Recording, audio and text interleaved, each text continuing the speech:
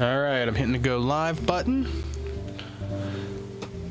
Chat is up on my end. Is this on? Oh, you're gonna have to do the thing again. It's all good. All right, yep, it's showing up. We're good. Where am I at? Can y'all hear us? Oh, we're on. Jeff, I need your fingers. I need you to finger this tablet real quick. Touch it, Jeff. Touch it. There you go. Yep. Oh, that's fantastic. Where's our buddy at, Nick Manning? Oh, I forgot to change the name of the all ears. Still says episode 4. I forgot to change the title. Oh, well, you better change that. Better change that. Who's all on? Nobody yet, but it's still early. We just kicked the live button there. Oh, somebody hit. Did you hit the like button? Hey, Jen is here. Hi, Jen. Is Jen? Oh, yeah. We're just. She's always here for. She's always here. She's like the Two Dumb Yinzers #1 fan. She's fantastic. Yeah, I love Jen. I wonder if we'll, from Wisconsin. Oh, God. But hates the Packers. Dude, I would. If I was her, I'd just like graffiti Lambeau Field all day. I wouldn't do that because I like Lambeau Field. I just don't like the. I don't like the fans mostly. I really hate Aaron Rodgers, but he's not there anymore. Yeah, Aaron Rodgers is a douchebag. Douche. Major douche. Complete douchebag. All right, I got to figure out how to change the title and stuff real quick because I forgot to do that ahead of time. So Jen's just going to have to listen to us chat about nothing for a few minutes. Pretty much, Aaron Rodgers being a douchebag. The Packers,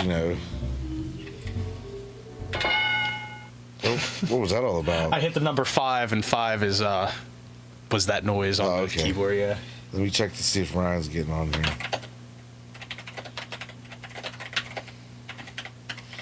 Wait, what's he say?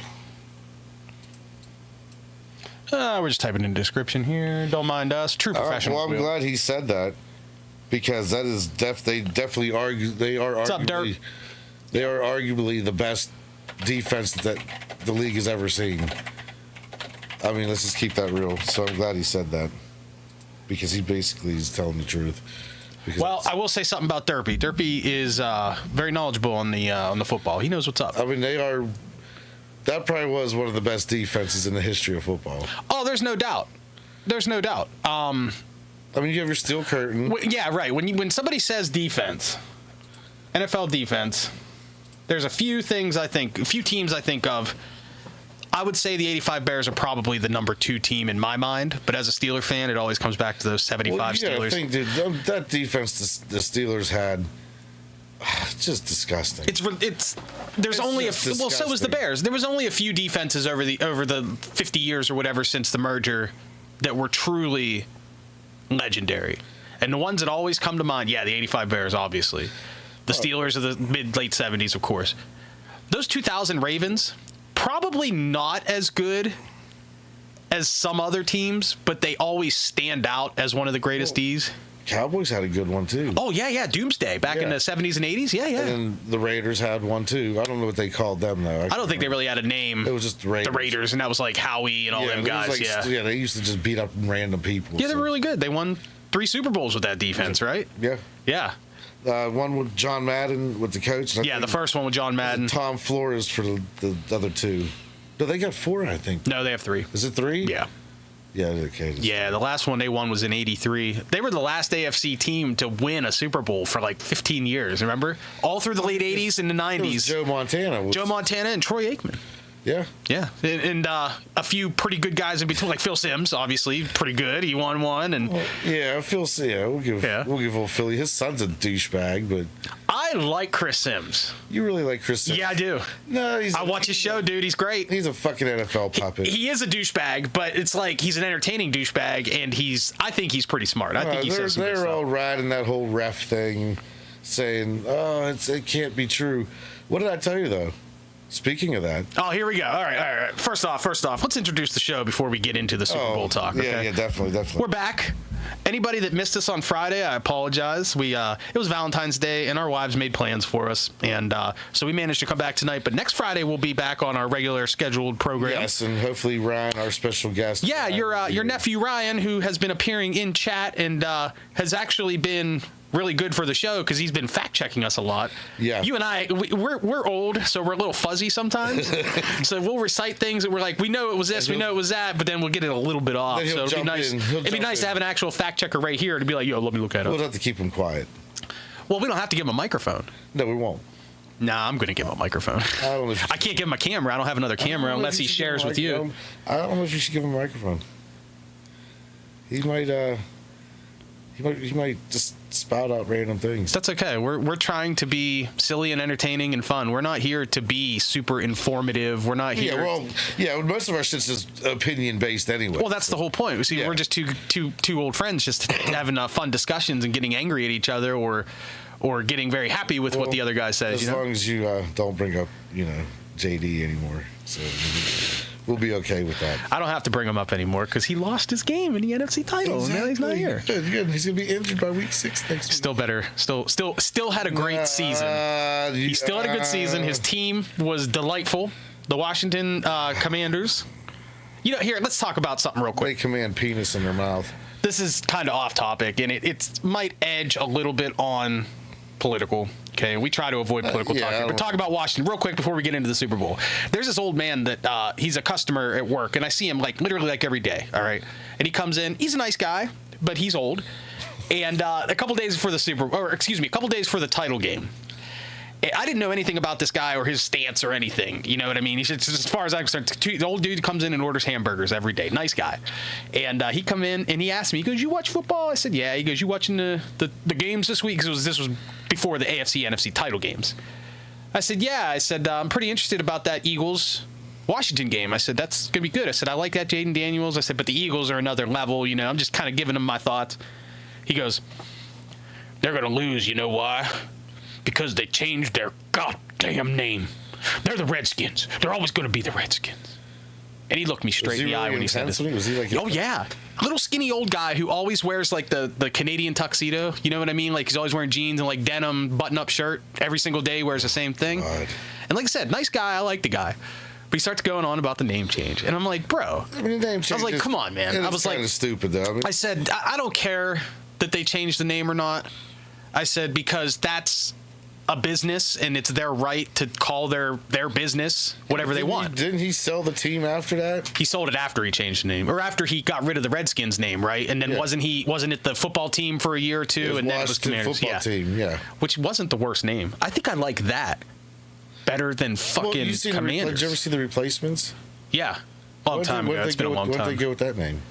What, the Replacements? Yeah, the Sentinels. Oh, is that what they were? The Sentinels? Yeah. Yeah. I think I've seen that one mentioned before back. Because you'd watch Pat McAfee or one of those shows. They were always, for a whole season, they talked about what's the name going to be, what's it going to be. That would make sense, yeah. That would make sense because you're in the capital city and, yeah. I honestly thought one suggestion that was made, I think it was Pat McAfee that made it, was just calling them like a soccer team, the Washington Football Club. And I was like, fuck, that's good. I don't think that's good. That's boring. Love it. No, I think it's great.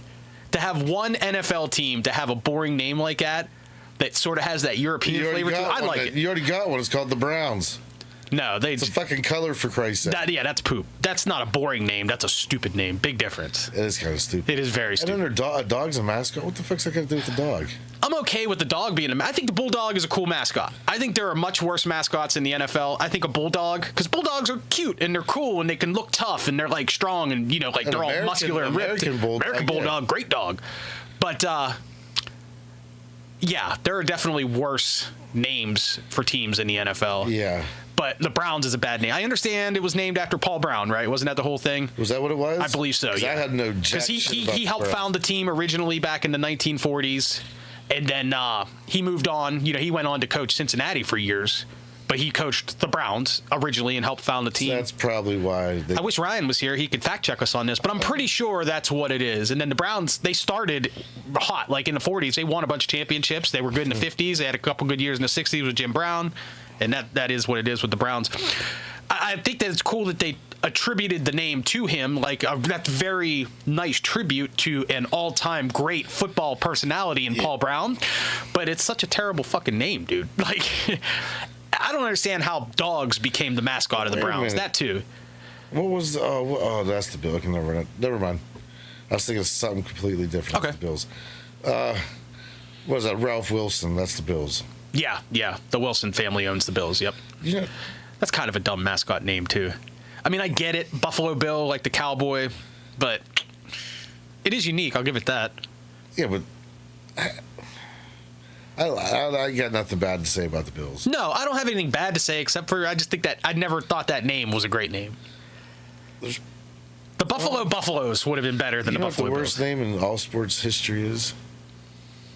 Let me think, because there's some bad This ones. is out of all sports now. Let's think just football. Well, American sports. American sports. Yeah, because there's some soccer teams that have Oh, some fucking soccer. stupid names. Dude, I dude. hate soccer. I tried to watch a soccer game. I fell asleep. Dude, like when the World Cup is on, I can handle it because you are watching the best of the best, right? Yeah. But like once in a while, like you'll see like some Premier League or like Real Madrid or one of those like Spanish league, and I would watch it like a few minutes of it, and it's like, dude, I don't want to just watch dudes run up and down the field and not score.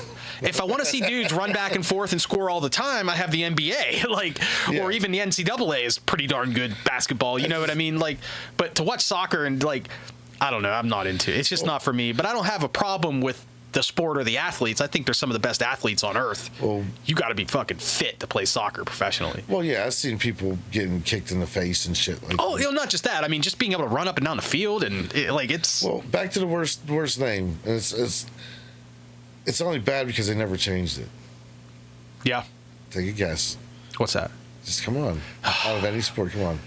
Terrible name out of all the American sports. They changed the name. I mean, they changed the location, but they never changed the name. I'll give you a hint. Damn. It's basketball. Basketball team. Is it the Pelicans? That's a terrible fucking name. The Jazz. The Jazz. The Jazz. Yeah, that's right. Because they were the New Orleans Jazz. There's no fucking Jazz in Utah. It makes no sense. They I never like the changed- logo. The logo's cool with the mountains. Oh, yeah. I love the Jazz uniform. Yeah, they got great unis, especially in the 90s. Even You know? their plain 80s one with just said Jazz across it was nice. Yeah. But they fucking never changed the name. Why would you never change the name? Yeah, I don't get it. But think about this, dude. They're in Salt Lake City, dude. The only things that people know about Salt Lake City is that it's next to the Salt Lake. And you could have like. And there's a lot of fucking Mormons there. Yeah. So what are they gonna call them? Like the Utah Mormons? The Utah. Or aren't the salt flats out there? Is that out there? Yeah. So Yeah, that's like true. I thought that was in Nevada. Maybe it is. What do they call those? There's a name for those flats. The something they salt test the flats. cars and stuff Yeah. like That's that. where you see. That's where they always do like the world records with rocket cars that go 800 miles an hour and shit. Yeah. See, well, I was gonna say Utah flats wouldn't have been too bad. If I think about it, I can remember it because I used to watch a lot of shit with the flats back in the day. Maybe Used to be some really entertaining. It probably is Nevada. You might be right. I'm not sure. I think you're right. I think. Oh, Utah's known for the Moab Desert. That's another thing in Utah, where all the giant stone pillars that make arches and those crazy looking. Okay, so maybe if you could find some in the desert and name them out. That's true. Yeah. Just call them the Moabs, the Utah Moabs. That's a cool name. That's unique. All right, there it is. I'd be down with that. I would too. Hey, there was a football game last Sunday. Did you know that? Yeah, my girlfriend, she was on a pool, so I ended up having to watch it. I went against my better judgment on that one, but Before we get back into the Super Bowl discussion, there are some comments here. Let's run through them real quick, let me okay? take a look because there's a whole shitload. Yeah, you guys are crushing it. Derpy and Jen are going back and forth here. George T. Hello, George. He mentioned the Lakers, bad name. He's right. Because remember, they were the Minnesota Lakers, and they didn't change their name either. Yeah, why wouldn't they change it? There's no lakes in L.A. There's barely any fucking water outside of the ocean and that stupid little L.A. river. Yeah, that runs through the town. It's not even a river, dude. It's a not. culvert. It's Half like the time it's empty. the Little Beaver is bigger than that. I fucking know. thing. Yeah, by a mile. Like, way bigger. That is really way stupid. more water. It's I dumb. never thought about that. It probably was like an actual small creek for, naturally, and then they just built all the cement around it and took all the fucking water out of it, and I don't know, they're wild. Okay, I will agree. Mark Malone does say this.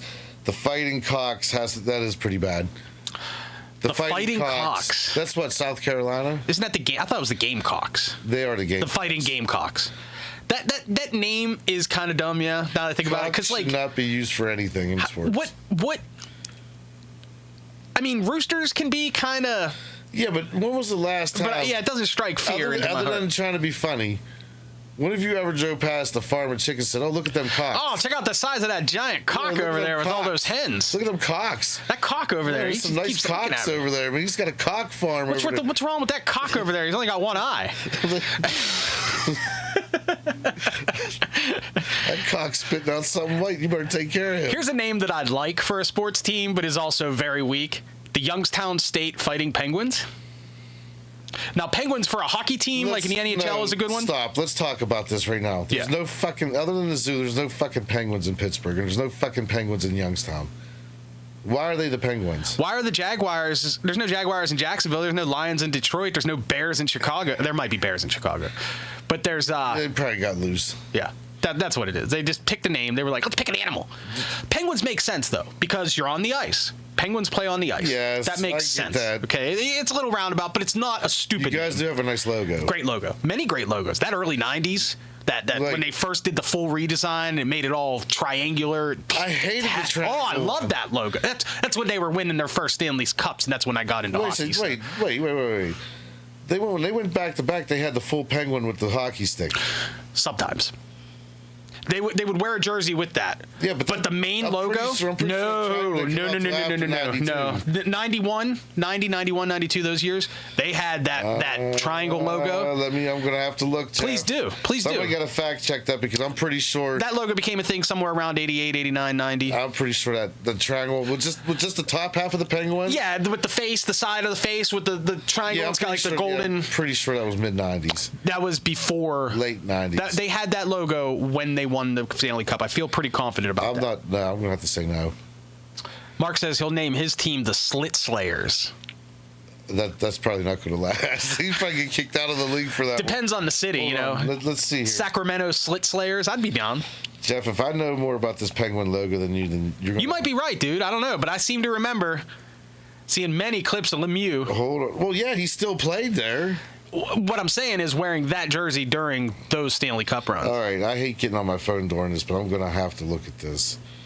Because this is going to bother me now, because I'm pretty sure. While you're doing that, I'm going to back through some of these. Oh, Jeff, what's up? Douche. Am I right?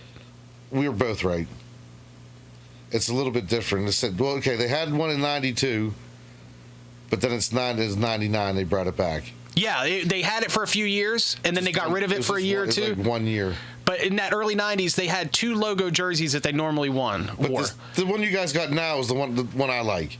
Yeah, the one now is fantastic. Yeah, that's the one they had. The one they had 10 years ago when they won the Stanley Cup in 09. Oh, I guess it's been 15 years ago. In 09 was a good one, too. Was that still a full penguin, but it was a different It was color? A full penguin, but it was a little different color. And that was the year that they brought back the baby blues for the first time. After all the dude, I love those baby blue jerseys, man. I used to have one.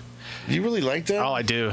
Yeah, I think the blue and white's a nice look on hockey jersey. I don't like that blue. I like it. Okay, San Jose.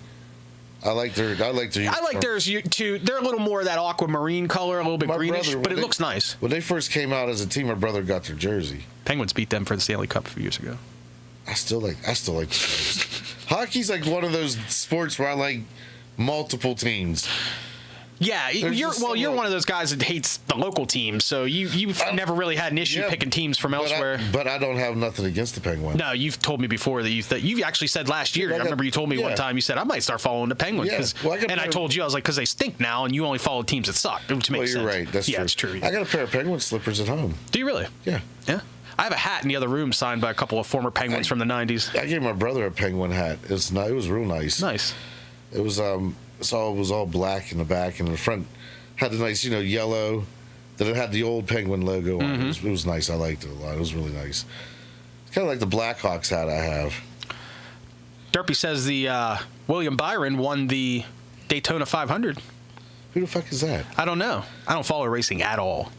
Yeah, no, that sport died when Dale Earnhardt hit the wall. That's what a lot of people think. That was like 24 years ago. Yeah, and I watched that race. I was, you know what I was doing when that happened, believe it or not? I was laying on the bed. I was in a church, which I've never been a church guy since I was a little kid, but I was like, what? I would have been 19 or something like that when I was in 2001.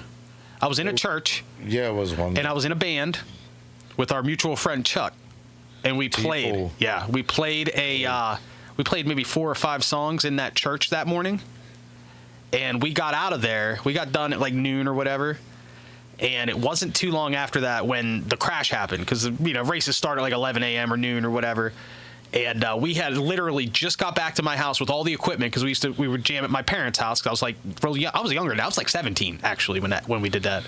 And it was Yeah, we got back to the house. We put everything upstairs. We packed away all our equipment. And I go downstairs. I turn on the TV, dude, and ESPN is just blowing up. And yeah. I remember. That was sad, though. Yeah, I remember. Yeah. I watched the whole race. I was watching it, and I seen him wreck.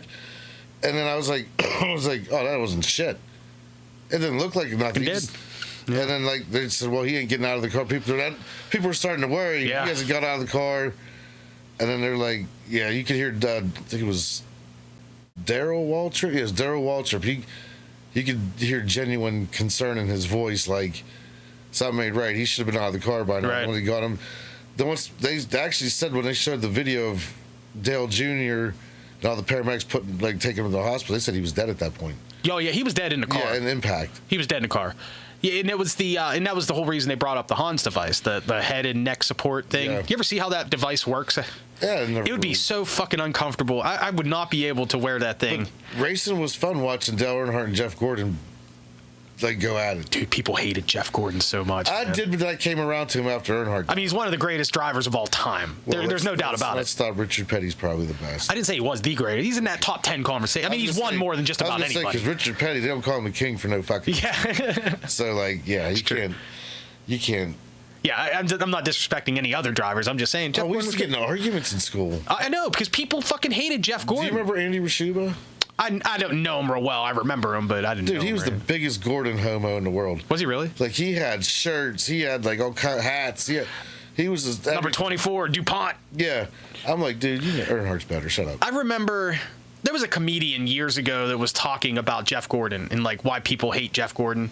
And he's like, it's not because of his racing acumen. He's like one of the greatest drivers of all time. He says he always drove fair. They didn't like him because the dude knew how to pronounce words. And they're right. You listen to him talk, he's very... That's redneckish. Yeah, right. And it's a redneckish sport. You have to pretty much live in a trailer, drink, like, Pabst Blue Ribbon, and beat your wife on a daily basis to actually sit through a whole NASCAR race. Jen, are you a NASCAR person? Do you watch a lot of races? She said that Ryan Pierce had a huge crash and he flipped tonight. So I'll definitely be looking for that. I have no idea who. I'm just not into racing. I think racing is awesome. I like drag racing. Drag racing is fun to watch. It's fun to attend. I've been to drag races. They're a lot of fun. They are. They are fun. Especially ones where they actually just take... Pretty much any motorsport that I've been to, I've always had a good time. I've never been to like a giant NASCAR. I would imagine a NASCAR race. They say it's loud. Would be awesome. It would be super loud. But dude, 100,000 people.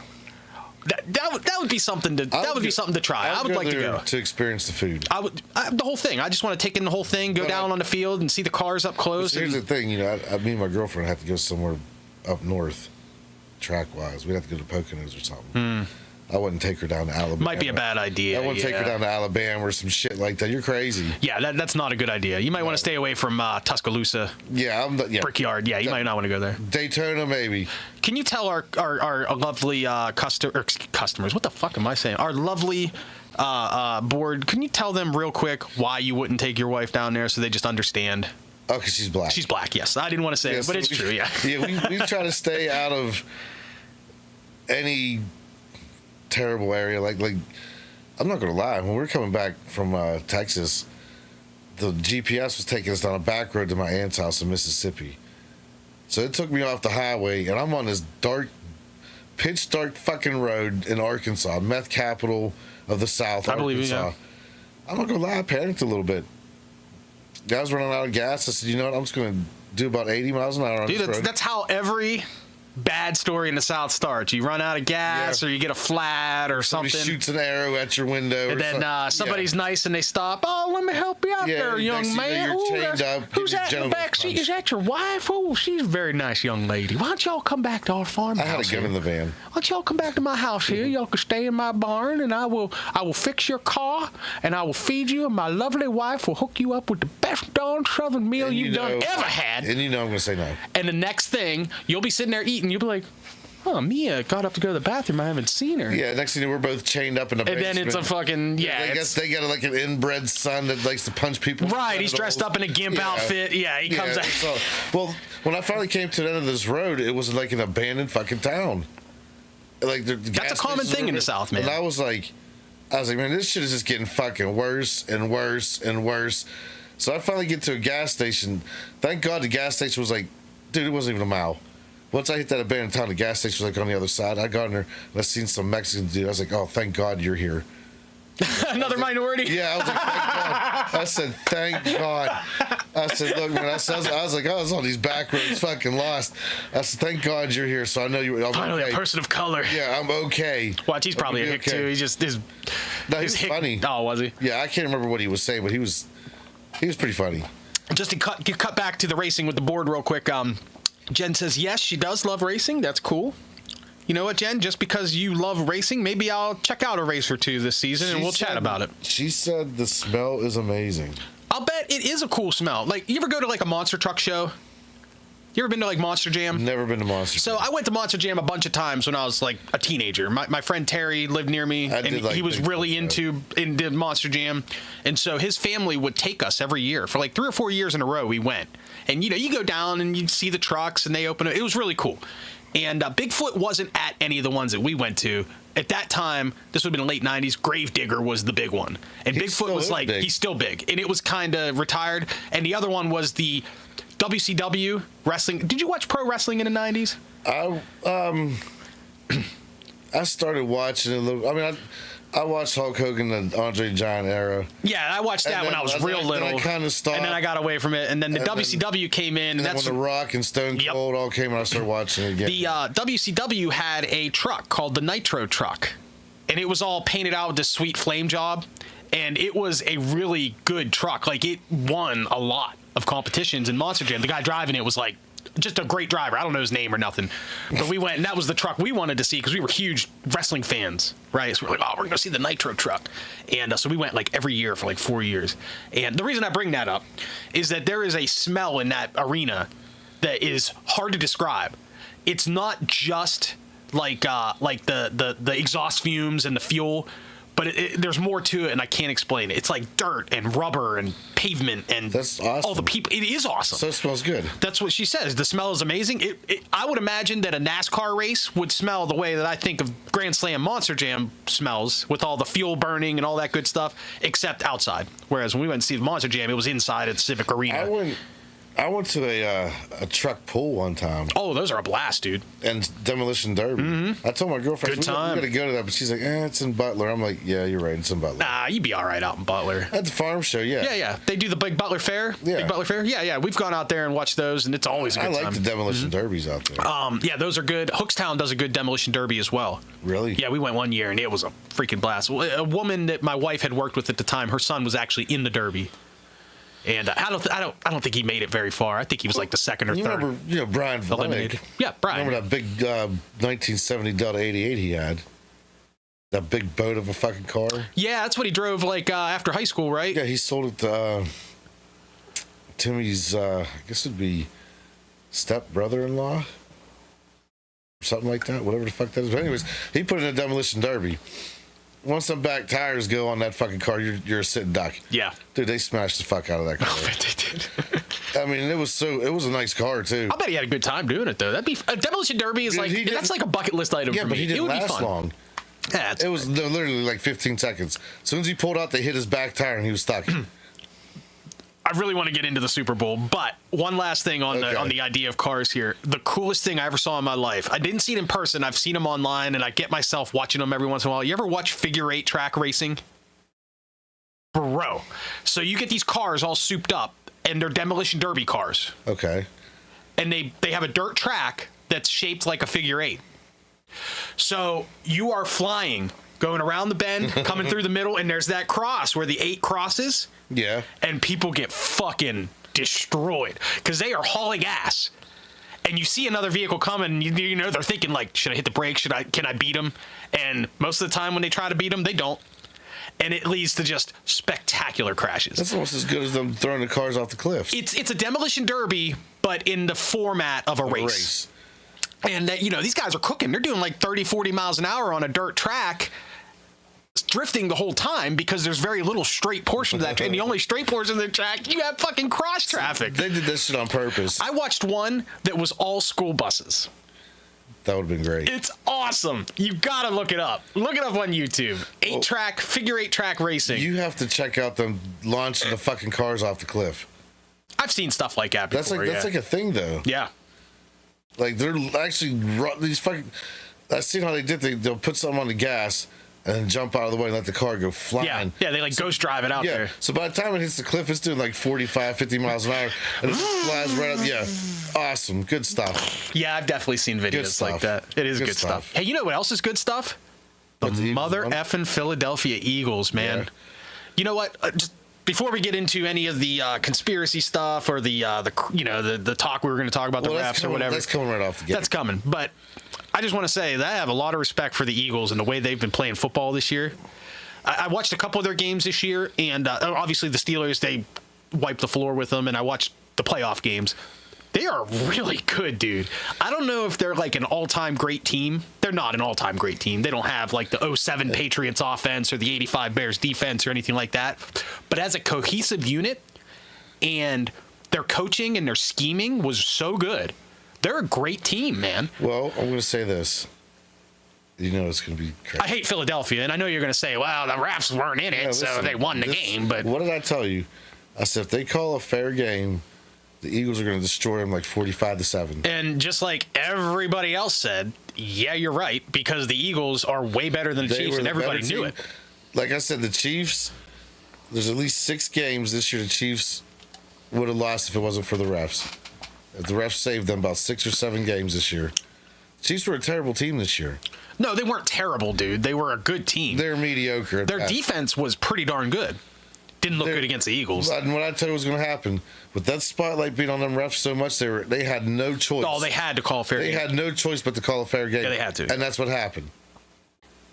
They were a better team. I almost wanted the Chiefs to win with a fair game, just to shut some people up, but even that wouldn't work. Yeah, it wouldn't happen because them refs are being watched so close. Oh, they know it too. Yeah, that ref staff knew what they knew. It's crazy. You think after the Eagles, completely annihilated them, because that game was over by halftime. Oh yeah.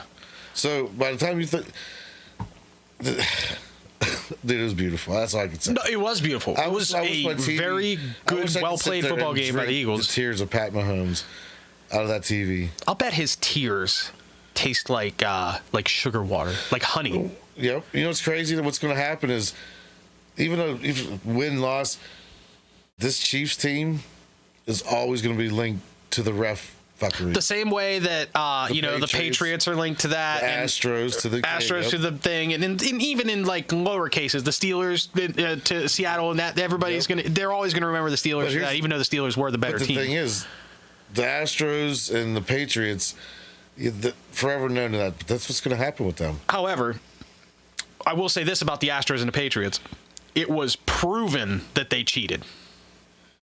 And as of right now, there's no proof. Anybody with eyes can see. Come on, stop it. Hunt was throwing fucking money up the... I don't care. I still maintain that Hunt wasn't paying anybody. I'm telling you, if there were issues with the refs, and I've been saying this the whole time, if there's issues with the refs, it's because they are gambling. It's the only thing I can think of.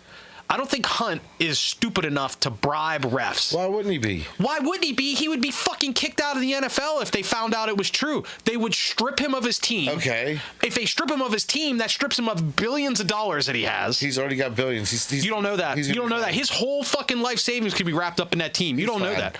You don't know that. Don't he own the fucking ketchup place?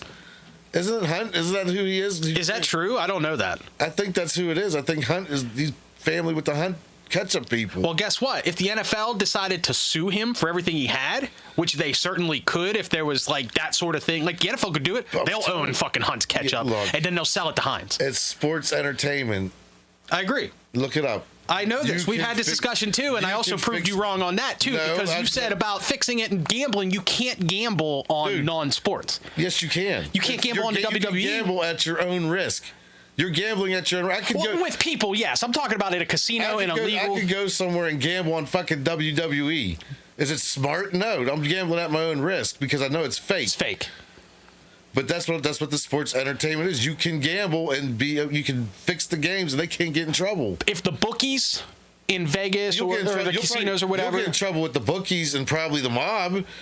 The mob, I haven't even thought about the mob. Yeah, you're 100% right on that. You'll get in trouble with them guys. Right. But as far as any legal ramifications of the league, that cancels them. They can't get in trouble. If the NFL this goes back to Hunt. If let's say Yeah, I think he is. If Hunt is paying off referees, if he gets caught and the NFL can prove it that he did that, not only is he fucked, like I said, his team is fucked because they will force him to give up the team and they will sue the shit out of him. That'd be great. It'd be amazing. I would love it. I would love to see them do that to just about any owner.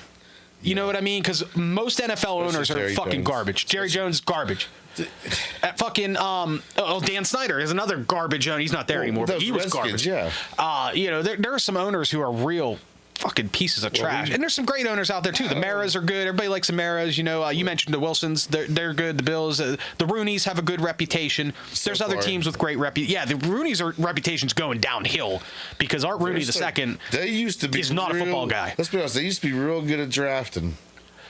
Not so good. They've been okay at drafting the last few years. The deal with the Rooneys, and I think it was Ryan on the Two Dumb Yinzers or Mike. One of those two guys brought it up a couple of times, and they're 100% right. The previous Rooney, Dan Rooney, who ran that team from the early 70s all the way up until 10 years ago. You're talking about Art's the dad. Art's the old man. Art, the old man. He was a business guy.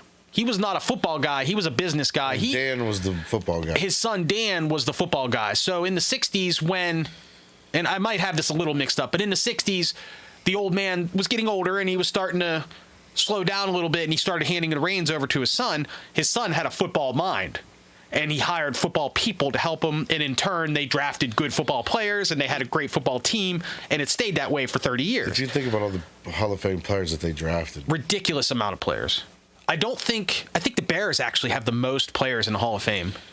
Probably. I think they do. But the Steelers are pretty close. Cowboys are up there too. Deservedly so. The Cowboys have had amazing players, amazing teams. Well, I mean, Bears, that's the thing. They get amazing players and then after the 85, like they get these great players, but then get nobody else to compliment them. That's what's going on with the Steelers right now. Honestly, I mean, Rex Grossman, I don't know how the fuck he made it to the Super Bowl. Rex Grossman was not very good. No, he wasn't. Jay Cutler was probably the best one they had, but they wouldn't help him out. Jay Cutler, talent-wise, was fantastic. Yes. But his work ethic was garbage. That's what I always got him with the memes with the cigarettes hanging out. His work ethic was garbage. He didn't work out very well. He was physically talented and gifted, and he could read defenses really well, and he had a big arm. Remember, Jay Cutler could fucking sling it. He had, like, Troy Aikman-level arm. I wish he would have stayed. But his work ethic was terrible. And then he went to, what was it, Miami? And there was that one play where they ran a Wildcat, and you ever see that video? They did. Remember the Wildcat was a big thing, and he was there when that was a thing. Okay. And there's this one play, and it's like the whole embodiment of Jay Cutler's like his work ethic when it comes to football. Give a fuck attitude. They had him lined up. Now remember they do the Wildcat, so they would have the running back right behind they would do direct snap, and they would line the quarterback up on the outside like as a wide receiver. Yeah. And then it would be his job to block. So, like, they would run it to his side, and then the quarterback would literally just get in the way, right? And Jay Cutler was a big dude, like, strong guy. You would think he'd be good to just get in the way. There's one particular play, they did the Wildcat, they flung it back to, it wasn't Ricky Williams, but whoever it was at the time. They run towards Cutler, and Cutler literally stood there. He's lined up as a wide receiver. He's in that, like, that loose stance that wide receivers take. And when they hiked the ball, he just stood up straight, casual. It was literally like when they hiked the ball, they looked at him, was like, about face. And he just turned over and he stood there and he looked over at the quarterback or at the running back who had the ball, and he got tackled for loss. And he didn't even move. He just stood there. He didn't give a fuck. That's why he always had the memes with the cigarettes hanging out of his mouth. And that's why he don't play in the NFL no more. And that's why Jay Cutler will always be remembered for being Jay Cutler. But hey, you gotta give him credit though. When he divorced his wife, when she divorced him, she was cheating on him, I think. Really? I don't know anything about that. And she wanted money from him. And he's like, "How about you get a job?" I respect that. Yeah, I respect that. He's like, "How about you get a job?" I mean, seriously, if you cheated on him, I mean, she cheated on Jay Cutler, so why would he? No, right? He doesn't know nothing. Why should she have to owe her anything? George T says Neil O'Donnell probably made a bundle in Super Bowl 30 with relatives putting their money up in Vegas. Now, you guys still believe that's fixed? Or do you just I don't think it was fixed. Or do you believe Neil O'Donnell was just I think that rad? There were one of two things. One, Neil got rattled. But to be honest with you, Neil had a couple really good seasons leading up to that. He was an up-and-coming star. He was never going to be like an Aaron Rodgers, an MVP, multiple. He wasn't that guy. But he could have gave you some more years. And he had a good team, and he was a Neil O'Donnell made good plays. Like, he was a pretty smart player. You know what I mean? He didn't throw a lot of bad picks. He didn't fumble the ball all the time. He would make good decisions. He'd throw it away when it needed to be thrown away. He's sort of like a Russell Wilson type. He made good decisions. I like Neil. But in that Super Bowl, the reason it was so tough is that he threw 2 interceptions to the same guy on the same side of the field with nobody else.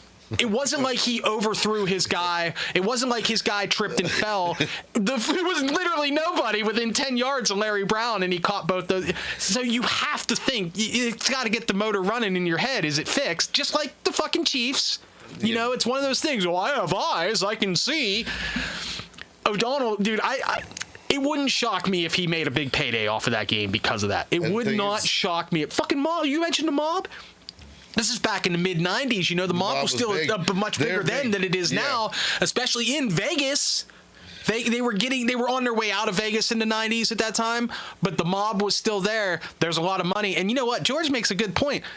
Which one? If nobody pays Neil, if somebody just says, hey, Neil's dad or whatever, hey, why don't you go ahead and put up your whole house, put up a couple $100,000 on the Cowboys there, and we're gonna make it work.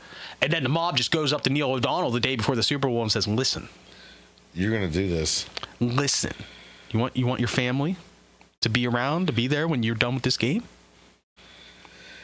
Well, I'm glad you bring this up. And you know what? Now that you're talking about the Chiefs, I said it, and I'll keep saying it. I don't think Hunt would do that, but it wouldn't shock me if some mobster went up to these referees and said, "Hey, you're gonna do this." Start cracking their knuckles. What if the mob approached Hunt like that? I don't think that would be a good idea because Hunt is very rich.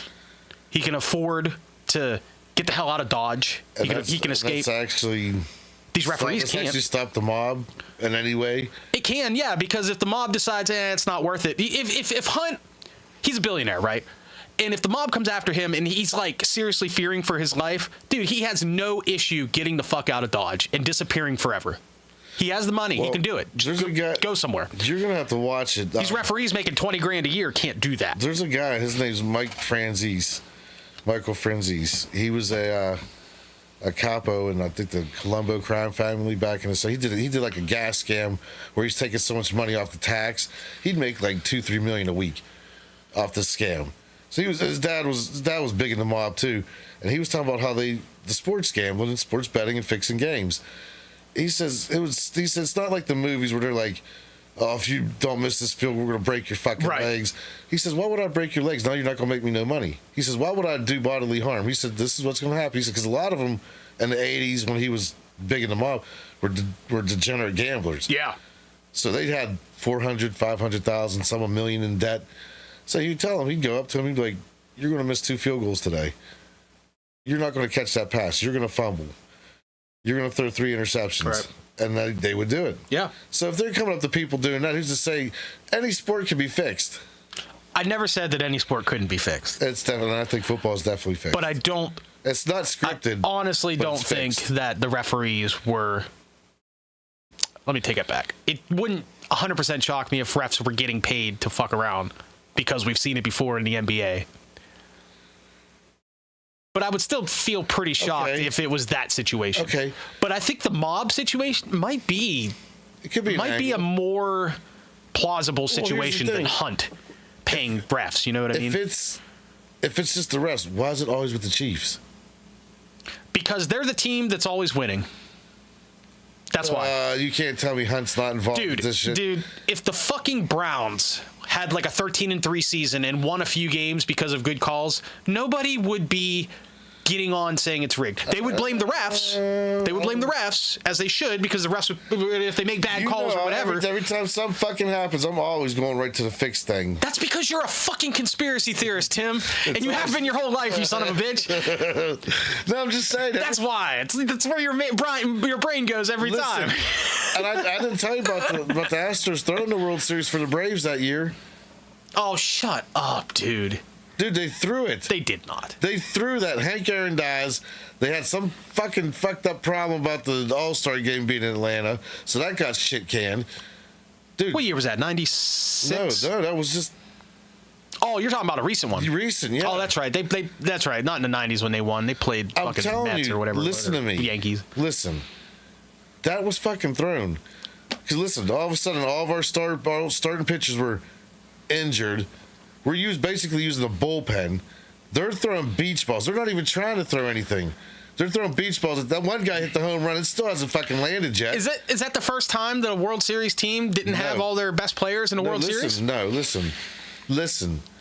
By watching them throw these pitches, I was like, look at these fucking guys. They're not even trying to do nothing. I said, they're throwing fucking beach balls out there. I was telling Mia this. And then I was like, the one play, I wasn't convinced yet. Okay? But until I seen this. Alex Bregman, third baseman, this guy, he hit a ball right towards Bregman. Bregman not only did not stop the ball, he did not move. Not only did he not move, he didn't even fucking look at it. He let that thing blow by him. Maybe he's just a garbage player. No, dude, he's a Hall of Fame player. Gay. He's a Hall of Fame player. Terrible. He went to the Red Sox. But anyways, dude, I watched, I said, he didn't even fucking move. I was like, you can't tell me they're not throwing this fucking game. He didn't even move. If you weren't an Astros fan, you wouldn't care. Listen. The only people that care about that are Astros fans. And then listen. After the Braves won, I said, you watch. We're going to be back next year. Oh, you got that recorded. I like that. But for real. Listen. I knew it was going to happen eventually. Go on. Nope. No, keep going, man. No, I'm done. No. All right. We won't talk about that anymore. Sports are definitely fixed here and there. There's no doubt about it. I don't think anybody denies that. And if you could fix... But if you could fix the World Series in 1990 with basically no fucking technology... Why couldn't you do one now? I honestly think it was easier to fix things with no technology because you didn't have as many cameras. It's harder to get caught. You don't have people with loose lips are easier to deal with when they can't just instantly communicate with people. Have you seen that movie, 8 Men Out? No, I never seen it. You need to watch it. Is it really good? Kaminsky was a fucking asshole. You're talking about that's the White Sox thing, right? 8 Men Out? Yeah. You need to, because when we got to do a movie. I've watched documentaries about the Black Sox and stuff, but I never watched that particular. Is that like a dramatic movie, like where they had actors play? It's nice. It's got Charlie Sheen in it. Okay, so kind of like how they did like the Jackie Robinson movie a few years ago. Where they have actors play the parts. Okay, so it's a dramatization based on the story. Okay, fair enough. I'm sure there's. It's not a documentary, is what you're telling me. I'm sure Hollywood probably threw some stuff in there, but of course they did. But from what they're saying, but the main idea is, they cheated. They were paid off. Yeah. Well, they cheated because they were mistreated. Right. They didn't like how the team. Well, Kaminsky wasn't paying them. I guess their bonus after they won the ALCS was a case of champagne instead of a bonus. Yeah. What a fucking cocksucker. Yeah, that's fucked up. I'm like, you're a fucking asshole. And that was back in 1919, right? So, there was no such thing as salary caps and free. Well, there wasn't salary cap in baseball anyway, but free agency and millions of dollars. Those guys were getting paid nothing. Like the same paychecks that like a coal miner or a steel worker would make. Like it was a legit job paycheck. It wasn't you're right, 100%. So I understand if you're being mistreated and somebody comes up to you and says, "Hey, I'm going to give you 10 years of your salary." Well, it was more elaborate than that. Yeah. I mean, it was. They got in bed with some mobster. I guess he was from. I don't know if he's from New York or Chicago. I can't remember if he was in Chicago or New York, but they got in bed with him. And once he put the word out like that he was in on it, then everybody started betting. Because once they seen his name and they knew it was carrying weight. What's going on? What I miss? Just reading. Mark had a couple comments here that you'd be interested in. He said, Bush and Brobustris are pretty big black marks. He said trading up and whiffing in the first like that. He did have a couple good years. Yeah, I agree. Anyway, so the Black Sox thing, once again, though, that was 100 years ago, man. Yeah. And it was a lot harder. It was a lot easier to not leave a trail. You know what I mean? You can get away with a lot more when you didn't have. And they said it was obvious the way they're throwing it. The way that the game went down, you could tell. The guy was throwing the people were tanking. They were making it obvious, yeah. And this is what I always wondered: is it worse to be the White Sox for throwing it, or the Reds because you won because they threw it. Because if they didn't throw it, you had no fucking chance of beating them. So what's worse? I don't know anything about that team, so I don't know if they didn't have a shot or anything. Dude, no. I know the White Sox had a stacked... The White Sox that year... They have players that would be in the Hall of Fame. It wasn't for that. Nobody was beating the White Sox that year. Okay, I believe you. So the Reds coming in like, yeah, we beat the White... No, you didn't. They threw it for you. Remind me to show you something after we're done here. All right, yeah, because I'm going to get... I have a really cool book on the shelf there called 100 Years of Baseball that was given to me for Christmas in the year 2000. And it goes from every year of Major League Baseball from 1900 to 2000 and gives you this really nice, like photos and really nice stats and like things of the season.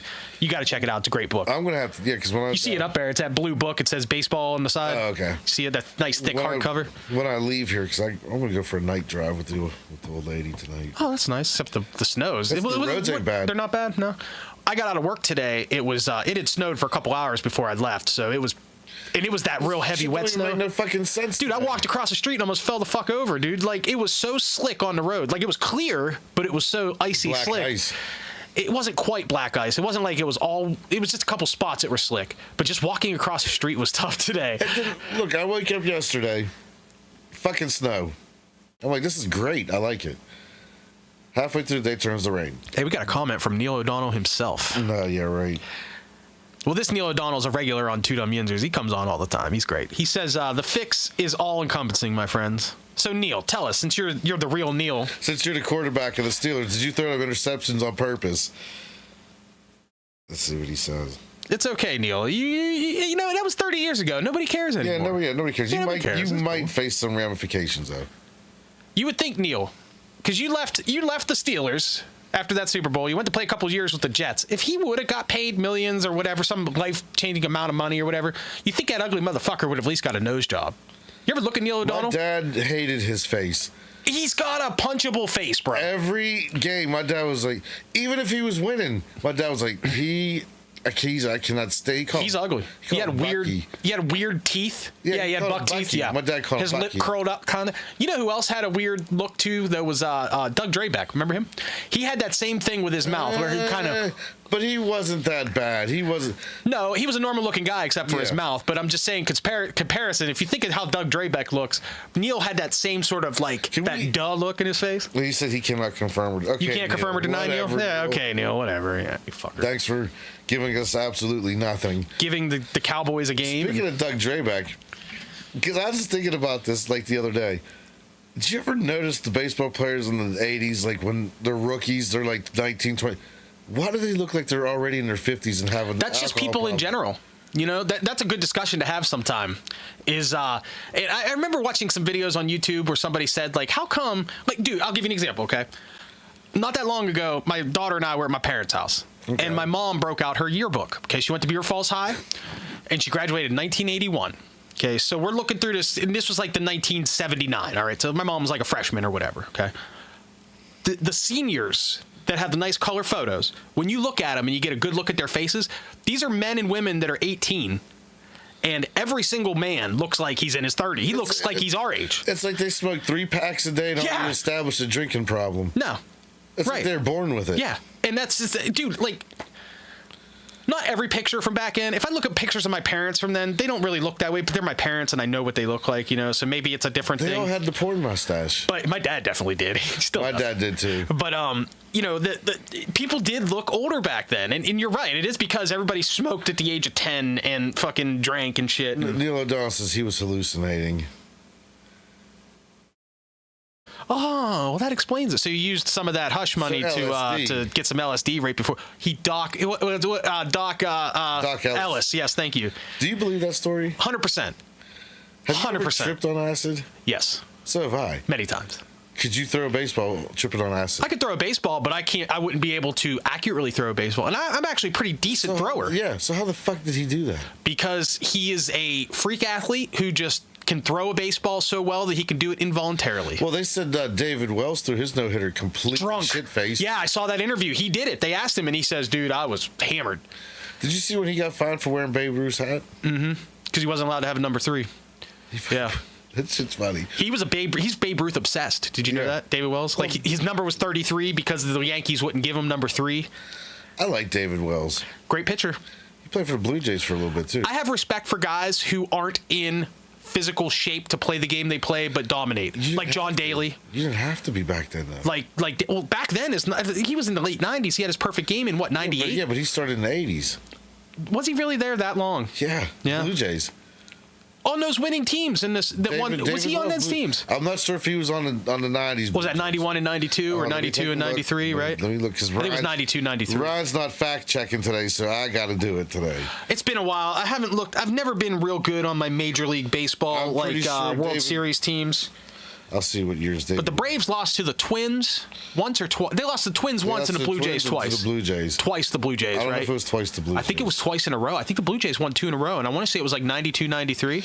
Because wait, hold on. I feel like the Twins won at 91. And it was it went Oakland, San Francisco, right? Oakland, Cincinnati. Then it was the one what'd you just say? The Twins. Twins, Braves, I think. Yep. The Braves went to like 4 in a row. It was a Twins and Braves, and then twice against the Blue Jays, and then they went again. Let me see here. They'll tell me when. I might be wrong. Actually, the fourth year. Joe Carter. He hit that home run. Right. That was a great World Series. Right, let's see. Game 7.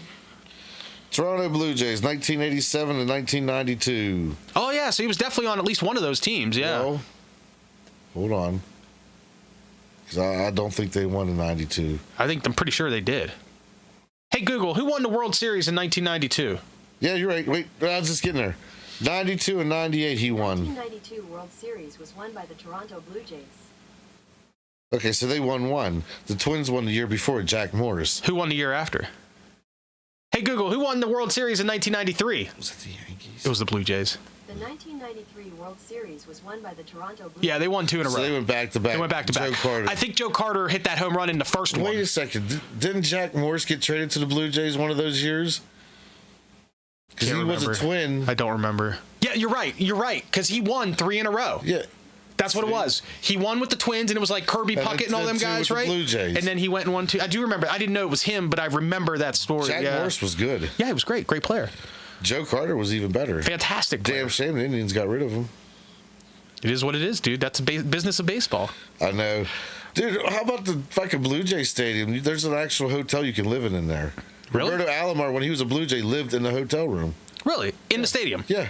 That's kind of cool. Could you imagine you wake up, you just, I get to go to work. Let me walk out my door, walk down these steps, right onto the field. Yeah, it's almost a work from home experience. Yeah. I mean, my wife literally does that. She works from home up in the dining room, so she just gets up, goes downstairs. I gotta find a work at home job. I've looked into it. Not for me. I'm okay with like doing computer work or whatever. I just can't sit in one place all day. I can't do it. If it's my house, I could. I can't do it here. I love, like, for instance, I love video games, right? No secret. I'm a huge video game shit all over this room. Yeah. I cannot sit down and play a video game for more than an hour at a time. My body just doesn't allow me to do it. My feet get all antsy. I got to be moving around, you know? When I played those sports games, dude, I'd be on there all night. When I was a kid, I could. Because I'd sit there and I'd be like, all right, let me finish this 3-game series with this team. Yeah, right. And you'd play 3 full games, right? And then I'd be done. And then, like, maybe I might switch it out and maybe play some basketball or something. And I'd be like, okay, I'll play this week. I'll finish this week. Because basketball games are quicker than the baseball ones. Yeah. Them things, like the show, I can't remember if it was the first show, the very first MLB of the show. That game took no, it was VR baseball. Never played it. Them games were literally like 2 hours long. Like, it actually was long as, like, unless for some freak reason you blew through the home team just like this. Yeah, right. But what would happen, I don't know why, it's just everything was just slow. So the game really was that long. Yeah. But then the show came, I love that game. The show was a good game. I haven't played any of the recent ones, but years ago on PS4, I had a couple of them, and they were great. What I liked about the earlier ones is you could play minor league games too. Yeah, the ones I used to play had minor leagues in them. Yeah, because I used to pick the Mets, and it was the Buffalo Bisons, and was their AAA squad. So I'd sit there, I'd play through and see who the good players were, and come into the season, if I had to get rid of a player, I'd bring somebody up, or I'd like condition somebody. I cheated. What I'd do, I'd bump them all the way up to like 85 or 90. Yeah, right, of course. And then, hey, this guy's retiring next year. I got to have somebody ready. Juice them up, bring them up to the league. Yeah, That's pretty good in the league. Jen says she works from home and she loves it. Good for you, Jen. That's awesome. She says that she could sit and listen to Steelers podcasts all day and nobody complains. Yeah, I don't complain. I wouldn't complain either, man, if I could sit home and... Yeah, we haven't talked about the Bears today either. No, well, we kind of did a little bit. We brought them up a little bit, yeah. Brought them up here or there, but we didn't really discuss it. No. But anyway, yeah, the work from home thing, like, I can't sit in one place for long enough. Like, I watch my wife and she sits there for like 8 hours in front of the computer and I'm just like, oh, I can't do it. I could. I'm not hating. I'm just saying it's not for me. I'd get up, make myself a sandwich, beat my meat. That what I would love. That would be good. Like, I could sit there, like... Well, you could. I know, right. It would be all right. Like, you know, and like, we have like this, like that desk over there is a standing desk. Like, you can adjust the height of it and stuff, and that's how hers is upstairs. So, like, I bought her a fucking treadmill. I said, you can, like, walk on this treadmill while you're working, and she did for a while, and then she got out of it. And it's like, it's cool to have the freedom to be able to do shit like that while you work. Like, I understand that. It's nice being able to wake up 5 minutes before your shift and just go to work. It's nice not having to drive everywhere. Like, the benefits are massive, right? It's nice when you have a kid at home that you don't have to be away from home all the time. It's just me personally, I just can't fucking sit in one spot, dude. I can't. I'm already fat enough, dude. I used to be way fatter, and I would be going back to the way I used to be if I started sitting down all the time. See, I have a problem with waking up, driving somewhere that I don't want to fucking be. Yeah, I get it. Like, I get it, and dude. staying in that same building all day. I totally understand. I think the vast majority of Americans understand what that feels like. Though, because you get rushes and shit, so your shit can go fast. It can, but it doesn't always. I spend my days in a basement. Where do you work? What do you do? I work at Head Start. Oh, really? I didn't know that. Yeah, I just pass food out. I thought that you didn't you work for like 7-Up. 7-Up. Yeah, that's what I thought you were still doing. I didn't realize that job, but they fucked me on the schedule. So How long ago did you leave that job? Shit, probably 2.5, 3 years. Yeah, ago. Really, that long? Yeah, that's where the last place I remember you working was for. I missed that job. I loved it. Yeah. But they put me in the wrong fucking area. They promised me this area, but put me somewhere else. Yeah, that sucks, dude. A lot of places do that. I liked it. When it deals with traveling. I still drink their products. 7-Up is probably my favorite of the clear pops. Yeah. Sprite is good, but 7-Up's a little bit better. We were the flavor company. Was that the logo? Well, that's what they said. I don't know if that's legitimate, but they said, well, you got to think about all the flavors they have. Dude, Cherry 7-Up is amazing. Yeah, it is. I fucking love then Cherry. You got Sunkissed. Oh, is that them too? Same company? Yeah, Sunkissed is good. The Dr. Pepper's ours too. Dr. Pepper, I knew that. Pepsi distributes that. Pepsi doesn't own it, but they distribute it, right? Yeah. Okay. 7-Up owns it. Then Dr. Pepper is delicious. RC Cherry. RC Cola? The best. The best. It is. I mean, I love Coca-Cola. I think Coke is delicious, but dude, I will take an RC over a Coke every time if you give me a choice. I got a whole case of it at the house. Yeah. I fucking love that shit. I just don't drink full pop anymore. I only drink like Diet and Zero now. But I can't do it though. I'm not supposed to be drinking this shit. Because, yeah, it's bad for you. But it's good. It is tasty. Also, who else is on? Let's see, Canada Dry 7-Up. I didn't know that. Yeah, Canada Dry is good. I like all ginger ale. Another fun fact: Schweppes is also 7-Up. So they own both Canada Dry and Schweppes. Yeah, but Pepsi distributes Schweppes. Okay, so Pepsi does not distribute the other one. No, Canada Dry is distributed by 7-Up. Interesting. Oh, dude, there's so many different pops from fucking 7-Up. It's ridiculous. Like Squirt, that's 7-Up. A&W Root Beer 7-Up. Didn't know that. Yeah. Did not know that. That's why they say I guess that's why they say they're the flavor company. Neil O'Donnell says he likes vodka flavored 7-Up. Yeah, that's why he threw 2 interceptions in the Super Bowl. He's drinking on that fucking vodka too much. Boom. I hit the boom button, but it didn't work. What's up? The boom button didn't work. Uh-oh, I think maybe my program is fucking up. Boom! There it is. There it is. Maybe my button just came disconnected. Oh, man. We had a pretty good night tonight. So far, yeah. We barely talked about the Super Bowl. Why? What's there to talk about? They threw a good day. They pitched a good game. They called a fair game. And I could think of one other. The better team won. I could think of 2 big things to talk about. Okay, let's do it. With the Super Bowl. Concerning Super Bowl. One, like, not that big, but just a thing, and then a real big talking point. We're going to do those, and we'll wrap it up, because we've already been on for like an hour. Yeah, I got to get on this ride. I want to take this ride. Yeah. For one, Saquon. I really like that guy. And I'm happy he won, but he did not have a very impressive game. No, he didn't. And I got to give Chiefs credit for stopping him, because he was unstoppable every single other week of the season. Oh, you stop giving the Chiefs credit. Got to give the team credit for the football on the field. I don't give the Chiefs credit for nothing, because the refs are the ones that carried them there. They stopped Saquon when nobody else could without the help of the refs. Did it matter? It did not. Okay. Because everybody all year talked about how Jalen Hurts, his pass offense is so bad and that they're the lowest pass offense, and then he went out there and threw the fucking ball over him, and he shut him up. I liked it. The Steelers are the only other team that sort of stopped Saquon. They slowed him down a little bit, and then they started throwing A.J. Brown, and they destroyed the Steelers. And that was the game that kind of proved that, hey, maybe they can throw the ball around. And then sure enough, they go to the Super Bowl. The Chiefs have a solid game plan to stop Saquon. That's what you want to do. You forget the most important game. When they sexually molested Jaden Daniels in the AFC Championship. It doesn't get any better than that. And NFC Championship. Oh, yeah, NFC. Yeah, Sorry. Jaden doesn't play in the AFC. It's okay. It's okay that you don't understand how football is. I know, but listen, that was beautiful. And I'm not the only person that thinks that he's going to be injured by next year. I don't see anybody else saying that anywhere. You are the only person. Nope, I don't believe. Okay, so let me give you a little context here. No professional's going to come out and say it. For the board, let me tell you something about Tim real quick. And this is no disrespect to you, Tim. I love you. You're my friend. I hate Jaden Daniels. But you're one of those people that you follow a certain group or whatever, like say on Facebook, and you get all of your information from just those people. No, this is all the stuff that I'm saying. So all the shit that you're hearing about Jaden Daniels being hurt or any bad shit that happens with the Bears, it's shit that you've seen off of like Chicago Bears Facebook page or Bears Fans Unite or some shit. Jaden Daniels, look. Very narrow view. I said Jaden Daniels will be injured next year. Who else said that?